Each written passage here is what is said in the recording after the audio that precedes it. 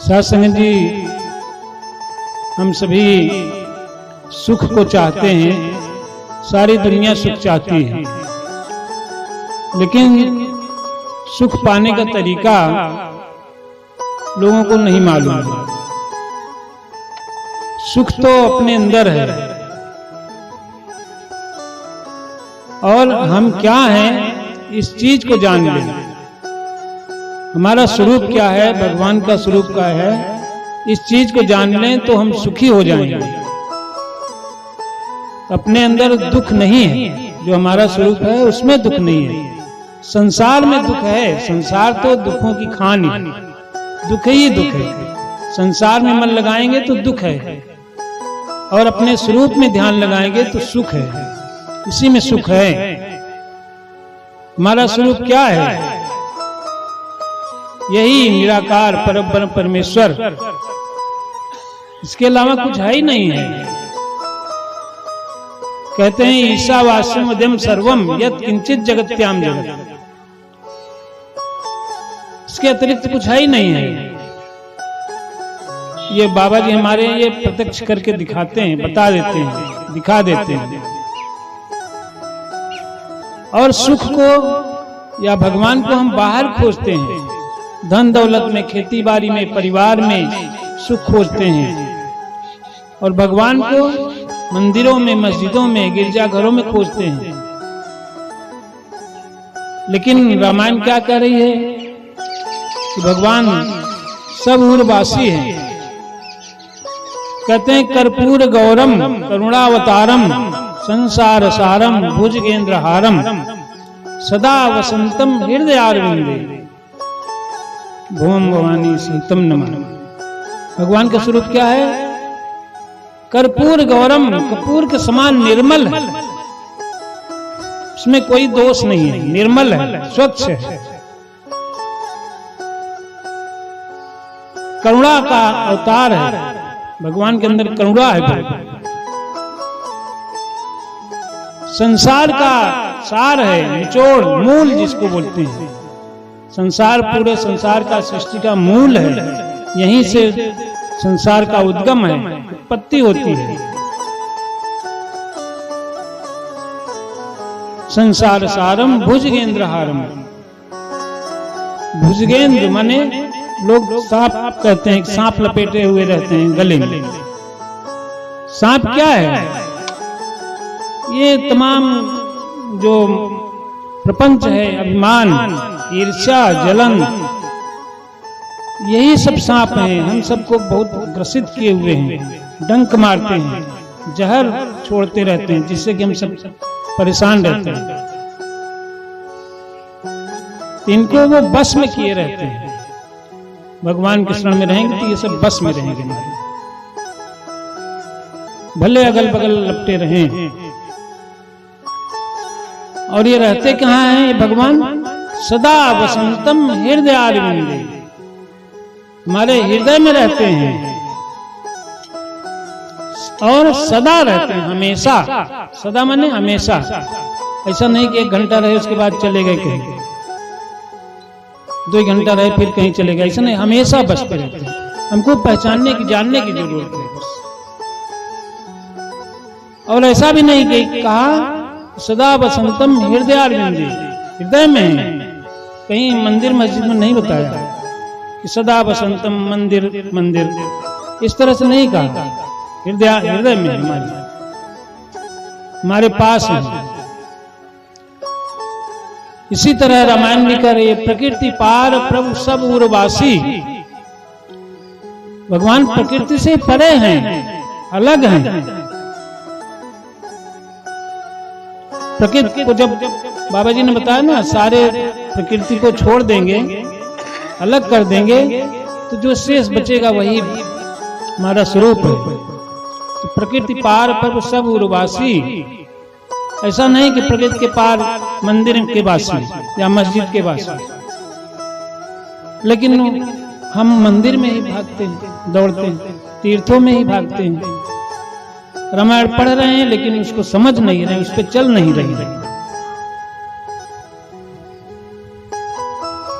भगवान राम के लिए कहा गया भगवान उनको कहा जाता है। लेकिन भगवान कैसे बने? जब उन्होंने अपने आप को जाना वशिष्ठ जी के द्वारा। कहते हैं तमाम तीर्थ व्रत सब करके आए थे राम, घूम आए थे, फिर भी उनको शांति नहीं मिली, तो वशिष्ठ जी के पास गए। तो उन्होंने कुटिया का दरवाजा खटखटाया, तो वशिष्ठ जी बोले अंदर से कौन? तो राम जी बोले कि यही तो मैं जानने आया हूं कि मैं कौन। तब अंदर बुला के वशिष्ठ जी ने उनको समझाया, ज्ञान दिया, बताया। तब उनको अपने स्वरूप का ज्ञान हुआ और अपने कर्तव्य का बोध हुआ। तब राम बने।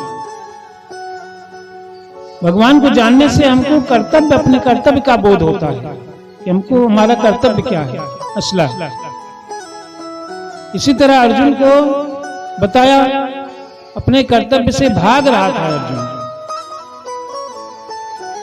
इसी तरह हम सब भी भाग रहे हैं। ये जो काम क्रोध जो अहंकार है ना, यही सब कौरवों की सेना है। हम इससे भागते हैं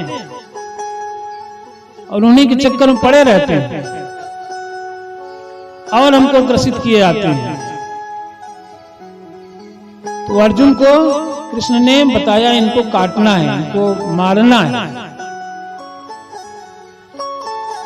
तो उसको अपने कर्तव्य का बोध हुआ एक ज्ञान देने के बाद। तब वो अपने कर्तव्य को पूरा किया। इसी तरह आजकल हम भी देखते हैं सत्संग में सभी हैं, बच्चे भी हैं, युवा भी हैं, वृद्ध भी हैं, सब है।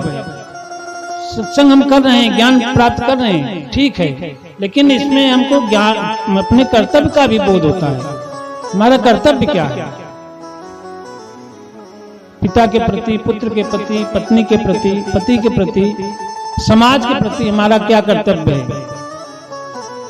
अपना जो हमारा काम है, जो हमको मिला है, नौकरी मिली है या बिजनेस कर रहे हैं या खेती कर रहे हैं, उसमें हमारा क्या कर्तव्य है? सही ढंग से कर्तव्य करें। हम विद्यार्थी हैं तो हमारा कर्तव्य क्या है? इसमें मन से जुट के पढ़ाई करना, अपनी शिक्षा पूरी करना, ये हमारा कर्तव्य है। ये सत्संग में मालूम होता है। तो हमको ये करना चाहिए। सत्संग से बहुत फायदा है, बहुत ही फायदा है। जो अपने आप का ज्ञान हो जाएगा तब। तो जब राम को ज्ञान हो गया, तब वो वाल्मीकि मुनि उनको कहते हैं क्या कि राम स्वरूप तुम्हार, वचन अगोचर बुद्धि पर, अविगत अकथ है पार, नेत नेत नित निगम कर।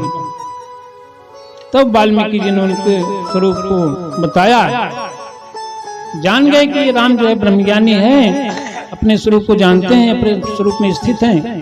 तो उन्होंने उसका बखान किया कि आपका स्वरूप तो ऐसा है।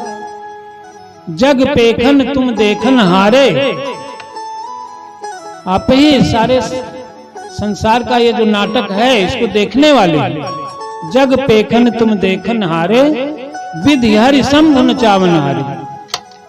ब्रह्मा विष्णु महेश को भी नचाने वाले। तेऊ नहीं जाना ही मर्म तुम्हारा, वे भी यानी ब्रह्मा विष्णु महेश भी आपके मर्म को नहीं जानते, ऐसा बता रहे हैं। तो और कौन जान सकता है आप? और हम लोग कल्पना से ब्रह्मा विष्णु महेश को मानते चले आ रहे। सबसे बड़े देवता यही त्रिदेव। ये कोई त्रिदेव नहीं है, देवता नहीं है, ना भगवान है। ये हमारी कल्पना के हैं। अगर वास्तविक रूप में देखा जाए तो ये इस निराकार परब्रह्म की शक्तियां हैं, गुण हैं। ब्रह्मा इसका एक गुण है, संसार को उत्पन्न करने का गुण।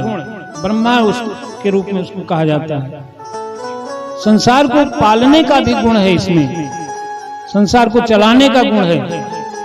वही गुण विष्णु के रूप में है और अपने में विलीन करने का भी गुण है इसमें।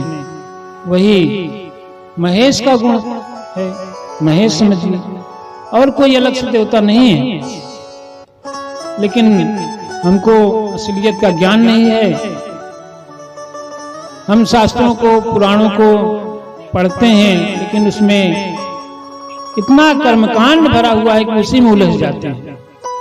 उसमें से ज्ञान को हम निकाल नहीं पाते, और ज्ञान तब उसमें हम छांट पाएंगे जब यह बाबा जी का